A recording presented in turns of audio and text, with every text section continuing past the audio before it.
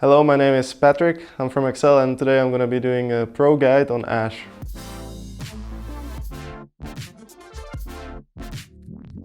So the setup on Ashe is quite easy. I usually go lethal tempo, presence of mind, bloodline, coup de grace or cut down, that depends.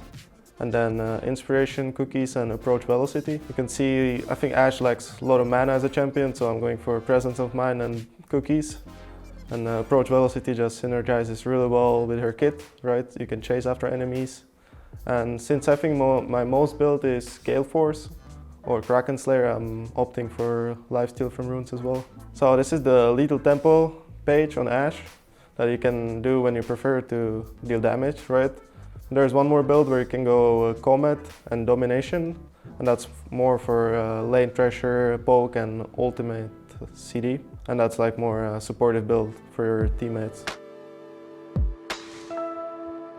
I'm gonna walk you through this solo queue game that I played with Ashe. It's a duo game with Tora. He's playing Seraphine. I think Ashe, Seraphine, really strong combination together. So you guys can try it out in solo queue if you want. And yeah, let's see how it goes. If Ashe, Seraphine against Janna, Samira, should be a very one-sided matchup for us. And like generally what we want to do is push them in, right? And poke them down with our sustain and long range damage. And we're just gonna try to not die to enemy ganks. I think in Ashe Samira lane isn't usually this easy, but Samira is not very strong with Janna, so we will have a good time. Jungler is pathing away from us. It's not ideal, but it's solo queue, so there's not much we can do about it. Takes our Guardian as well. I'm also playing Exhaust because Samira, when she gets on you, she's just way too strong and you can't like 1v1 her, right? So you kinda need to press Exhaust and run away. With approach velocity, I'm just going to be able to run at them and attack them from afar and keep slowing them. That's why the lane is so rough for enemy team. They don't have enough damage to go on us, right? And they can't outpoke us, so it should be really easy. So Samira has to base here because she was 200 HP, so what I'm going to try to do is push in the wave as fast as possible so I can get a good reset and she maybe loses some creeps. Usually on Ashe I max W into E, but sometimes I do Q as well when I feel like we lack damage. E second is preferable because with a good position you can basically spot half the map with one skill shot and you just lower the cooldown and you give your team a lot of vision to work around. So I think we see Graves on the other side of the map, so we should just try to play as aggressive as possible and keep punishing these guys. He's gonna thin out the wave so I'm not in danger when I try to fight them. Yeah, Samira here is just overstepping.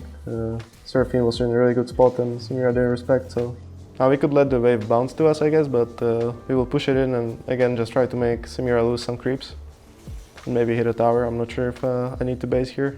If you use E like this from this position, you're able to spot the entire enemy jungle, so if you can ever do that, you should. So how I usually work with my E, at least in team game, I will sometimes use it myself when I need it, but most of the time I'll just ask my jungler where he thinks I should throw it, and that's where I throw it. I guess in solo queue just spam it on cooldown, however is good for you. In this game, since they have pretty strong top side, I think I'm gonna go for more of defensive path and just try to survive in team fights and bring a lot of slows and ulti. I think pushing out this wave is not very good, but we were so strong we could do whatever in this 2v2.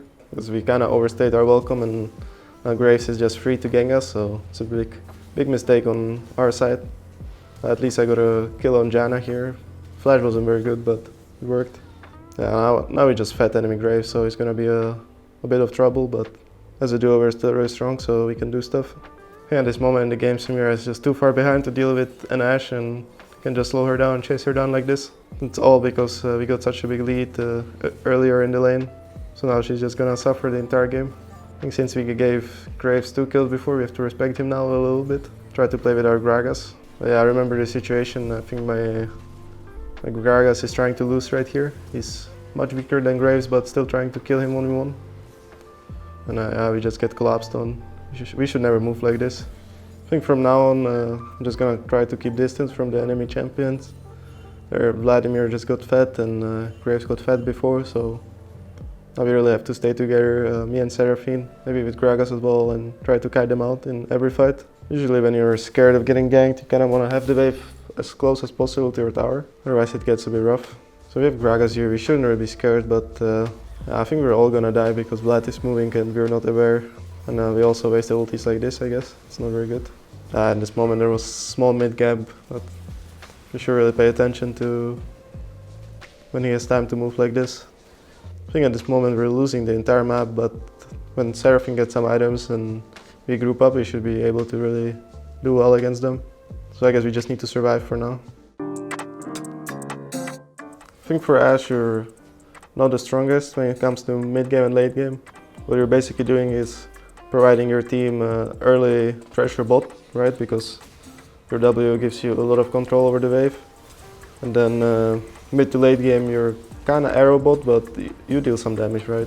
Yeah, you're like 50-50 support slash DPS. So it should be a really good fight for us, because Graves is like one of their strongest members. So, but yeah, like as I said, once we're grouped with Seraphine Ashe, we should do really well, unless we get flanked or something. This is, I guess, why the combo is so strong, because you win a lot of 2v2 laning phases, but you also scale extremely well together, because your W or your passive just provides stun for Seraphine. Yeah, I just flashed for Graves. Yeah, I don't think that was good, but I was really angry at him. As I said, Ashe doesn't deal that much damage, right? So I can't really like out damage Janna ult, so I'm basically just a kite bolt. We're jumping in. I think enemy team went a bit too far. Renekton was trying to catch us, but he really couldn't. So now the same thing with Vlad. I'm just chasing everyone down, kind of, because of like how mobile I am with Gale Force and Seraphine. So the enemy team has 3 Drakes. We better not give them the 4th. I think we should just fight as much as possible before Vlad gets too strong right now. So like late game Vlad, I don't think Ashe can really handle him too much, unless I go like 3 MR items. So this game I went for Gale Force. I thought it would be really useful against both Renekton and Grace, because they're kind of mobile. Grace has Gale Force as well. Vlad in 2021 has 600 movement speed on every spell, right? So it was like a respect buy, so I don't die every team fight.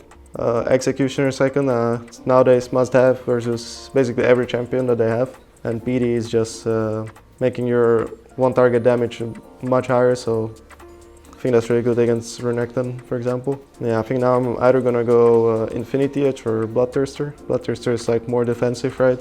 I think on Ashe you can build all the 3 mythic items. Probably just depends, whatever you prefer. So we have a lot of sustain, right? And wow, Renekton. So we have a lot of sustain, right? And we just killed the member, so I think we're really free to start this Baron. And I mean, at this point in the game, like everyone from us is so strong since we've been winning fights. I just basically need to survive, so I don't jump in like this. You can skip this part, it's okay. And at this stage of the game, I just need to Gale Force backwards and should be really fine. I'm not sure this is it. I think there's gonna be one more fight. But, yeah, the game's clearly done. Seraphine's completely 1v9 with her 20 stacks. And, I think the combo is just really strong. So yeah, I'll go for Bloodthirster this game because I think at this point my only job is to survive and provide my team with slows. Maybe some ulti here and there. But since this game is clearly done, I think what's good about Ashe is that she doesn't really have bad matchups bot lane. She's usually fine, and most of them she can get prio. Well, nowadays with prio you try to help your jungler as much as you can and basically play to give him lead, and then you can just support him throughout the game, right? So yeah, I really like Ashe because of that.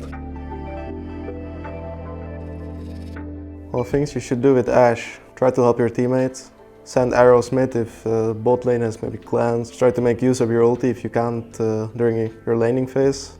Don't try to 1v1 people, it's not gonna end up well.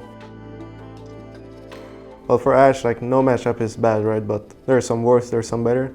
So worst ones, Jhin, Tristana, maybe Aphelios, Misfortune can get a bit tricky. Good matchups, I think Xayah, Ezreal, Draven. Kalista is a little bit skill matchup, but still can work really well. Twitch, really easy matchup. severe, I think easy as well. Like mostly good matchups for Ashe. This was my pro guide on Ashe for my solo queue. Thanks for watching. Make sure to like and subscribe. Thank you.